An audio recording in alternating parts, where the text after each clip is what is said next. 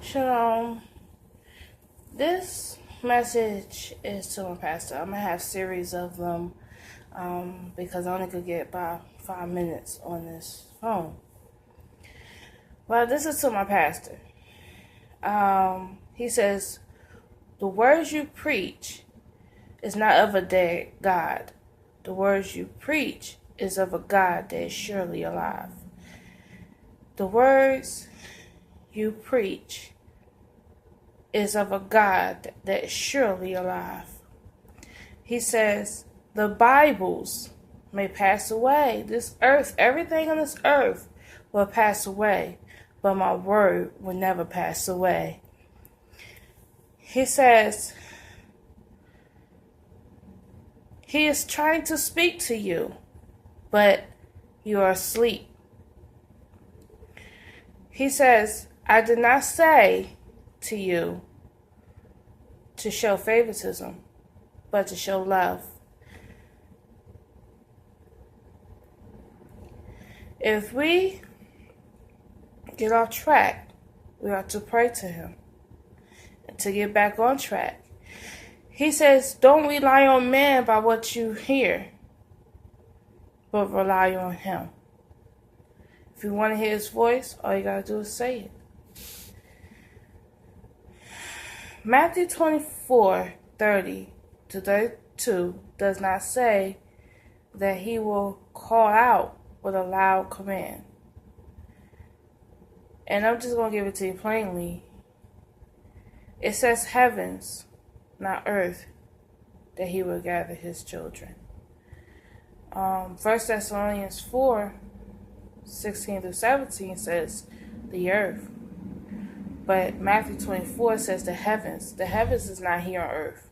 We are not in heaven, he says. He says this is earth. And he wanted to let you know that. This is part 1 of what he wanted me to tell you. He says, I have a right to rebuke the gospel if it's not preached the right way.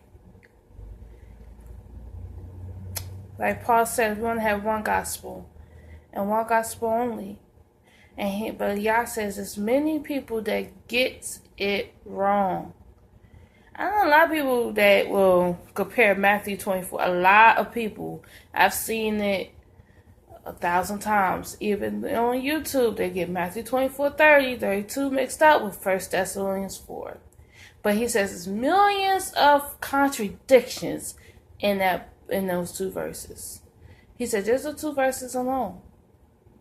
He says, I spoke to my daughter and I told her the truth. Why can't you listen? Because you're listening to man instead of listening to him. He says, she hears my voice, but do you? He says, I'm not dead. I'm surely alive. You're not the only one I speak to. I also speak to my daughter. She is my daughter. And how dare you reject her? The words of the Lord.